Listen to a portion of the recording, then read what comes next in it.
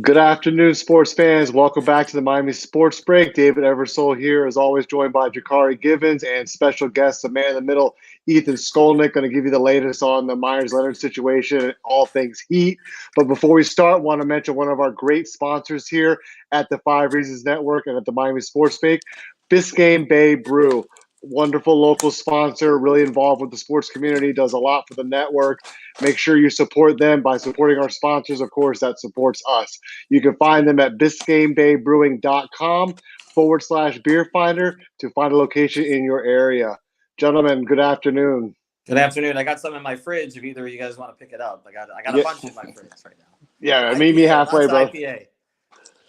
That'll get me going on a Wednesday afternoon for sure. Yeah, but man, we get it started on a Thursday. Tomorrow Heat play. We go ahead and get a little. Jakari, it's Friday somewhere, man. It's Friday somewhere. It's 5 o'clock somewhere. But I wanted to get Ethan on today, obviously, to talk about the bomb that dropped yesterday over social media with the whole Meyers Leonard slur. We're not going to get into the specifics of it. Everybody who has probably seen it by now. But Ethan, wanted to get your latest take on this and just kind of your perspective on the whole thing and what's next for the Heat and Leonard. Yeah, I wanted a little time pass, and everybody wants a comment on Twitter right away, and I don't think necessarily that's always the best thing to do.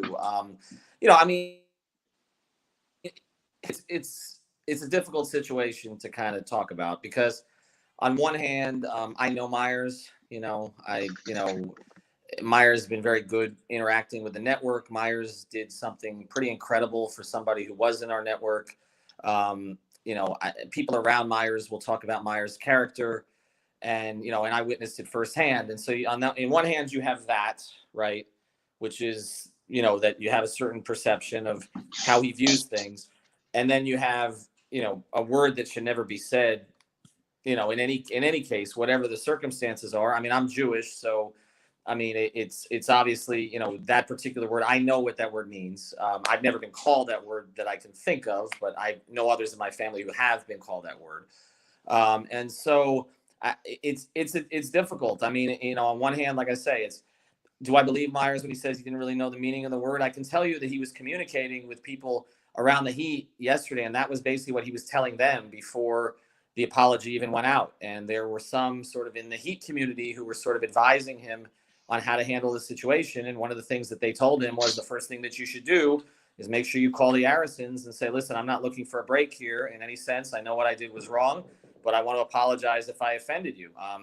It's just the nature of it. I mean, I'm not saying the word's right to use in any context. In this context, of course, if you look at the Heat organization, I mean, not only, is the owner Jewish and his son, who basically runs the organization now, Jewish, they're heavily involved in Israel. They have been for a century. I mean, that's essentially where Ted Arison was born, in Israel. And so in addition to that, if you look at others in the organization from, Ellisburg to Woolworth, there's a lot of, it becomes even more challenging in that regard. And so, look, everybody makes mistakes. I've had my own issues that got blown completely out of proportion. And so I can speak to that too. And not everything that somebody says about you is going to be correct or accurate or based on facts. I believe the Meyers I know is likely sincerely, apologetic about this.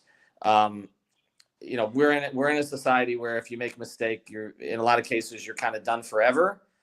I don't know what's going to happen with him. As far as the Heat go, I guess the report came out today that they wouldn't lose their disabled player exception in this case. I think the Heat always try to sort of go on the side of supporting, the player and the person in their family, and to try, where they call it a family, and to trying to figure out what is the best solution for everybody. I do think they take these things very seriously. They have kept players I know for, that had serious problems, and they've kept them to try to rehabilitate these players in a variety of ways until they finally gave up in some cases, or in some cases you just never heard about it because the player kind of worked out the situation with the team or whatever situation they were dealing with and moved forward.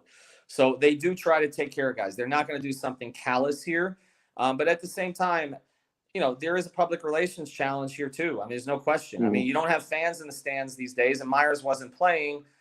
But I was looking at Twitter yesterday, and there are a lot of Heat fans that I know are Heat fans for life, particularly a certain demographic of Heat fans, where they were basically saying, we're not going to go to Heat games as long as Meyers Leonard is on the team. And so that's, that's an unfortunate place that this has come to.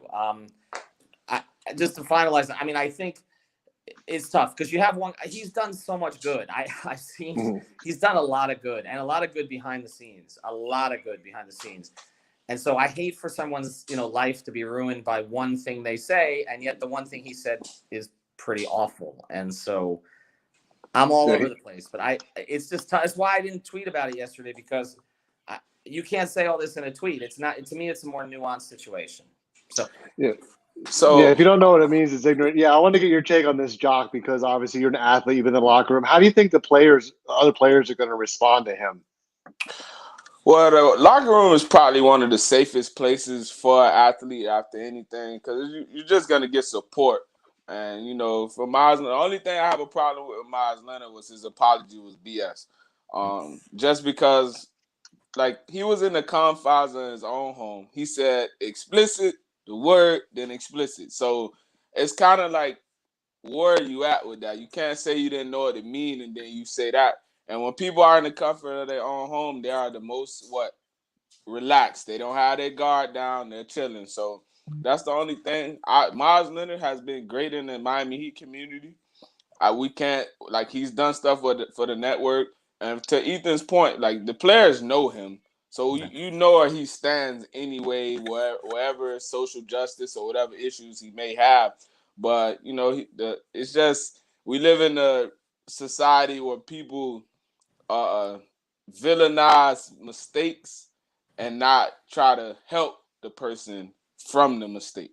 You know well, what I and to mean? follow on that, Jakari, just the one thing, part of this is, if Meyers Leonard wasn't the type of person who is bringing the community into his life as an athlete in a way that most athletes don't, this never even gets out. In some ways, I'm not calling him a victim because, again, it's a horrible word, and I don't even know why that word comes to mind. It's not you know what I'm saying? Like, and it's weird. I saw the comment come in. How do you not know what it means? I mean, there are people who don't know what certain words mean. I get that. I'm to be honest, when I seen the chat, I didn't know what he said. I'm not in the Jewish community. I'm not Jewish, Right. but I know, as being a black man, I've been in a situation. I'm just speaking to support and to help him, for the public eye. The video game world is the worst, like, room. Like, the stuff that's said on the video games will make you say, "Oh my God!" Like, I wouldn't never. But the reason people say this is because there's no consequences behind it. So normally, if it's me and Ethan playing the game right now, I'm in the comfort of my own home. The words spew out, the N word spew out, or the whatever, the word for the Jew, the K word spew out. It's no response. Like, I don't have no. If I said it's whatever. Like, I'm in the comforts of my own home. So, video game world, people drop words, like stuff like that. But for Meyers Leonard, to be honest, just his apology, he didn't do it the right way, because he kind of, like, he contradicted himself, saying, "Oh, I didn't know what it mean, but hey, you said it, so something's not right." So that can't be the first time that words come to your mind. But Yeah. for him in the locker room, he'll be fine. Obviously, majority of the owners in the NBA, if I'm not mistaken, are Jewish, so they're gonna take it very seriously. Not And majority, but a lot. Yeah, I mean, yeah, no question. And look, Adam Silver, the commissioner, is Jewish, and so I mean, Mhm. just let's start there. But you mentioned the social justice thing, and I wanted to point to that because I think that there's a line that's being drawn here that's incorrect. Okay, there were people who have been waiting to jump on Meyers for two reasons. Okay, one, okay, which was legitimate reason. I understand if you have a certain perspective about the standing for the national anthem, but I want to make something clear about that. Jimmy Butler and Udonis Haslem put Meyers between them. Okay, two black men put Meyers between them. Okay, to make sure that he felt supported during that. So, like you talked about the locker room, he had the support of the locker room. Again, we can argue his reasoning and in my view, misunderstanding. And that's what that's what and in the bubble, we can't get mad at a person for having his own opinion like that. Now I agree with you 100%. Oh, they want to jump on him about that. No, in the locker room, Meyers Leonard is playing basketball. Let's be completely honest. This guy like a guy playing football. 80% of the players you're gonna play with is gonna be African American, if we're being honest. So he can't be that way. In the locker room, that's the safest place. It's the most purest place. Because even in the locker room, everybody's on the unit because we play on the same team. Professional is a little bit different. It's less friendship. Yep. But basketball, those guys are traveling the road together for extended periods of time. So I have no problem with his social justice standing. I disagree with the people going at him for that. Like, that's his personal opinion. He can stand for the national anthem. But the other reason, right. Go ahead. But Jakari, here's the other reason I think people were going after him, which to me is even less valid reason, is because basically he didn't play up to his contract this year. I feel like there were people who were kind of waiting for him to make some kind of mistake. And again, I'm not excusing the mistake, but if Meyers Leonard was averaging 15 and 10 for the Heat, I feel like there's a certain segment of Heat fans that wouldn't be quite as angry as they are now. Heat fans were angry at Myers to begin with because they felt like the money could have been spent a different way, right? And so, again, I feel like it's a convergence of things here that's making this situation as bad as possible. And again, I'm not excusing the use of the word, okay? Somebody used that word in my presence, I wouldn't associate with that person again, okay? But I'm just saying I think that you can do that and also say, man, not that you feel sorry for Myers, but it's just his world's crashing down. And I think that sometimes we forget the 95% of the time that a person does good things. That's all. Well, not only that, on that. And his wife's business, obviously, she was sponsoring the stream. So there's going to be some collateral damage, I think, for her also. And I was going to mention that. Is there a double standard, perhaps, because Meyers Leonard is a fringe player? Is a bottom of bench guy, doesn't play that much. If it was a star player, like even like a hero or somebody like that, would it be perceived differently? Listen, that's exactly true. Let's just be honest. So what have we done for us now, Lady League? You look at Tom Brady, who's come out personally and supported Donald Trump, which I'm not saying he has an issue with that, but he's come out and supported Donald Trump in the locker room. But we're not going at Tom Brady, never, because why? Tom Brady's at the top of the mountain. He can do what he wants. Not do what he wants in the per se, but he has the right to have his opinion. Longer leash. Yes. Now you look at a guy like Colin Kaepernick, who was not at the top of his game. He took a knee. He got blackballed and cut. And it's the same way with Meyers Leonard. He's in the Kaepernick situation. Was not playing that well from the beginning. Does something stupid, which this was dumb. He does something stupid, Meyers Leonard's going to regret that. Colin Kaepernick, it's a different stance, but same area. But now he's a fringe player. Now they want his head. So I agree with you 100% on that. They're at him for two reasons. And for life, you have to attack the situation. The situation is he said this word, not, he stood for the national anthem, or he's a fringe player. He said something that's offensive to the Jewish community. He came out with an apology, which he should have came out right away and apologized. He shouldn't have said, I didn't know what it means. Should have just came out and apologized, because that's just like when a person calls a black man the N-word. Yeah, you might not know what it means or if it's, if offensive, but, hey, it is offensive. Hey, just apologize right away. Don't go ahead and say, I didn't know what it means. Well, this is an old school word too. This isn't something that's in the modern slur vernacular. I mean, let's be honest here. This isn't a term you hear very often. Well, David, I wonder if it is a term that maybe he heard in a locker room somewhere. Who knows? I mean, and then it just becomes a term. Yeah. I mean, like Jakari mentioned, I'm not on those streams playing video games, but I can imagine, okay, kind of the stuff that goes back and forth there. It's part of the competition, not the slurs. It's a lot of kids playing video games. It's not an environment for a grown man to be in. No. Now, Dave, I disagree with you with that, because anybody should be able to do anything they want. Sure. But No, I agree, but I mean, he's kind of a little bit on the extreme side of it. I think it's not just like something he does casually. So, I told my brother this yesterday. I said, if you don't play video games, go to YouTube, type in live streams with uncensored. You're gonna hear some of the worst things that a person can possibly say to a person. And it's just like me being a black man. I played a video game. I've been playing 2K, for instance. I've been called the N-word on that numerous amounts of times. But it is the competitive nature, and that's why the gaming world is trying to shift towards less interaction during the game and only interacting with the people you know. So it was a live stream. I know it probably in the competitive nature of the game. I think he was playing Call of Duty or something, if I'm not mistaken. Yeah, that game is very intense game. Even look at Odell Beckham. If you looked at his live stream, you heard some words in there him saying like, "Damn it, like this N-word, hit him, I did this." So it's just who it is, and I'm sorry that he did it, and he's gonna pay for it eventually. But his world was crashing down, injury. He's probably not in the best mental state. Like, let's aside from what happened, let's just call a spade a spade. An athlete is still a person. So they're prone, they're human. They go through things in life. Yeah, they have more money than most people, but hey, the injury, you can kind of see the light at the end of the tunnel. Your career may be over without that. So it's kind of like it's a double-edged sword. I But agree. And the we're other gonna wrap point up. to make, Jakari.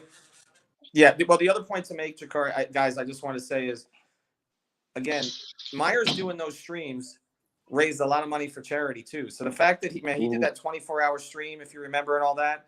So it's like he was so accessible and open, right? And did a lot of good that way. And it's ultimately the thing that, again, not excusing the use of the word, but it's ultimately the thing that comes back to bite him. And I hope that eventually, he maybe, look, Tim Hardaway, who just got nominated for the Hall of Fame again yesterday, said something awful about 11 years ago on Dan Le Batard's show. And Tim went in and did the work in the community. He didn't just apologize. He literally went in with gay rights groups, and he became an advocate for gay marriage. Okay. He was out there campaigning. So, Tim, and now, and in some ways, though, Tim's never been forgiven, even though he did that work, because I think Tim would be in the Hall of Fame already if not for that. But the point is, I think it's similar to Mark Jackson. Mark Jackson hasn't got an NBA job because of the same reason, because of his views on the LBG, the community, the gay community. Yes, that's why he hasn't gotten a job. And like I said, you don't know. That's like with the Riley Cooper incident. People are like, "Oh, why is Michael Vick taking up for him?"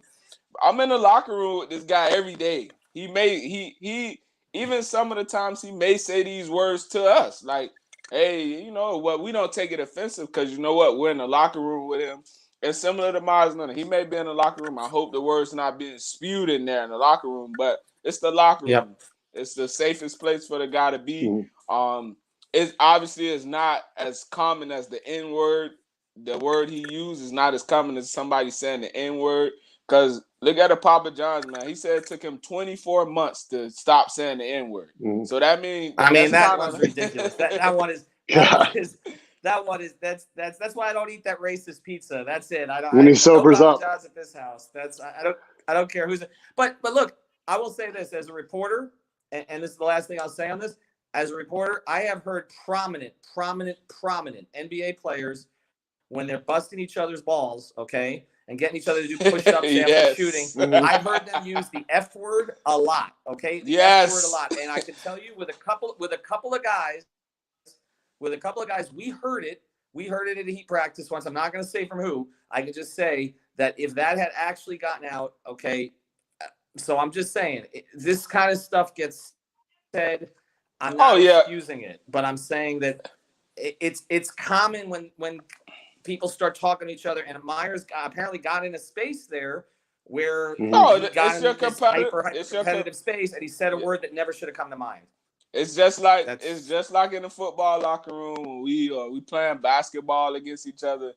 words come out that I would never say to the person if I'm not competing with them. So he was in a competitive. We're not going to excuse him for what he did.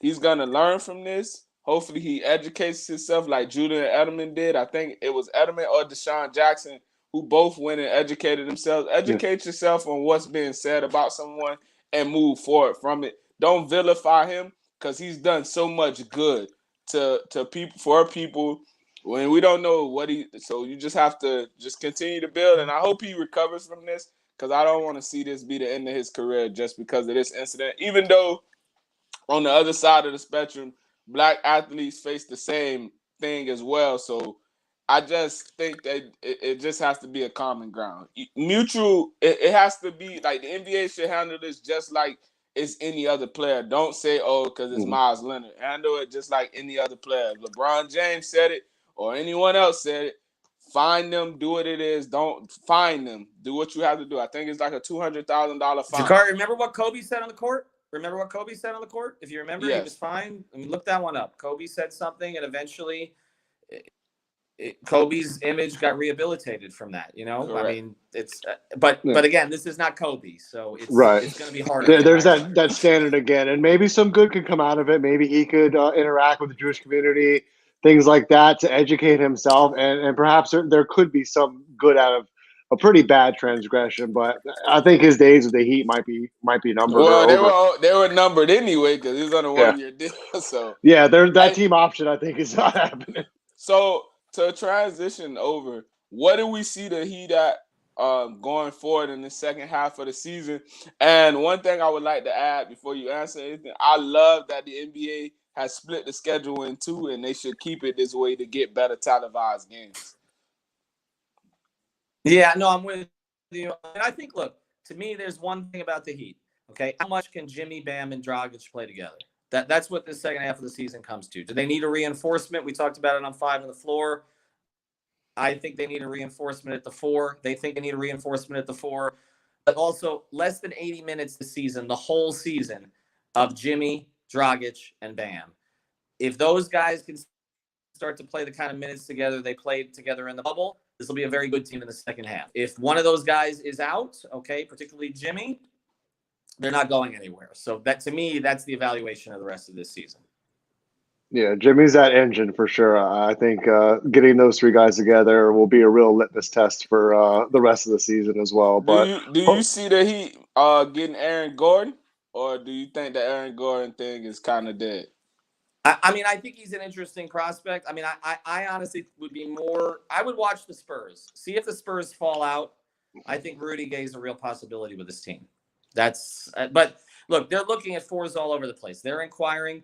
But as I was told, we're not going to trade somebody who we think could be our third best player someday, maybe like a hero, for somebody who'll be our 7th best player now. They're not going to make that move right now. I seen that PJ Tucker, and I was just like, come on, man. Like, don't go lateral. Well, I liked the PJ Tucker move, but I don't know. PJ hasn't played that well this season. I'm not sure. People are getting on me about that because I said earlier this season, in a moment of desperation, I would give up a first-round pick for PJ Tucker, and I haven't heard the end of that since, so I'm gonna stay away from that. That's an interesting name, Mo Bamba. I don't think the Magic will move. I don't think Bamba. They're trading him. No, I don't think they're trading. I heard that they're more likely to move Kem Birch and let Bamba play more. That's what I've heard. Well, you get Mo Bamba, boy. That's whoo. I like Mo Bamba. Hey, another interesting guy too. With like I said, I think the Lonzo trade is over with because I think the Pelicans are competing more than we thought they would. Yeah. So I don't think Lonzo could be moved. Yeah, it probably might be too late for him. And Oladipo as well, somebody mentioned. Yeah. Well, Oladipo was brought up with me by somebody inside the Heat organization. So I still think they're monitoring the Oladipo situation. Lonzo, I still think they may move him if they're not going to pay him. But I do think with Oladipo, I was told it just comes down to asking price. Houston has to come down. I think right now they're asking for too much for a guy they're likely not going to re-sign. I think that the Heat would be interested if they could get a bargain there and get his bird rights. I don't think that they're going to overpay, though, for Oladipo. I don't think you're going to see them sending Tyler Hero or Duncan Robinson necessarily over there. Certainly not both, which was suggested by some. That's not going to happen. But I do think that they're monitoring the situation to basically see if Houston gives up on the idea of trying to re-sign him. And Larry Nance is another guy whose name has been up in Yeah, trade it seems talks. like the price for him is too high though too. Right now, I was told it's a seller's market. That teams are able to ask for a lot. The Heat are kind of waiting for the market to come back to them a little bit. Like I said, I brought up this name a couple of weeks ago, which is Thon Maker, because I see Maker out there, and I think that he can actually develop the kid. He's young. He has a lot of potential, but I don't see him getting signed. But I think he will be a nice fit. Yeah, we still got Demarcus Cousins. Developmental big thing. Yeah, Demarcus is still not here. I mean, Demarcus is still not signed, and I think that tells you something. I mean, Blake got signed right away. Demarcus has been sitting out there for a week and a half, which surprised me. I thought a team would jump in on Demarcus. I still think there's potential Heat interest there, but I don't think they prioritized it. I don't get that sense. I think they would prefer, honestly, to get a 4 to play next to Bam than a 5 to play next to Bam. I think Spoelstra likes the flexibility of having sort of a small ball 4 with Bam at the 5. I think that's what they'd like to get to more often. You know, DeMarcus, the problem with DeMarcus is he's just not a very good defender at this stage. I mean, he was never really, but then the injuries. Never. So I think it'll be tough for him. He doesn't really improve them defensively on the interior. Yeah, another team I'll be calling would be the Pistons, because they have a lot of forwards that they can get rid of, but I think they're going with the youth. Well, they're also going into a full rebuild. That's the thing. So, I mean, the Blake. Yeah, they don't want to give up young assets. They need to get more flexible guys because, I mean, they're paying Blake a lot of money not to pay for them. They're paying Blake a lot not to play for them the next 2 years. I think Sacramento. Marvin Bagley was.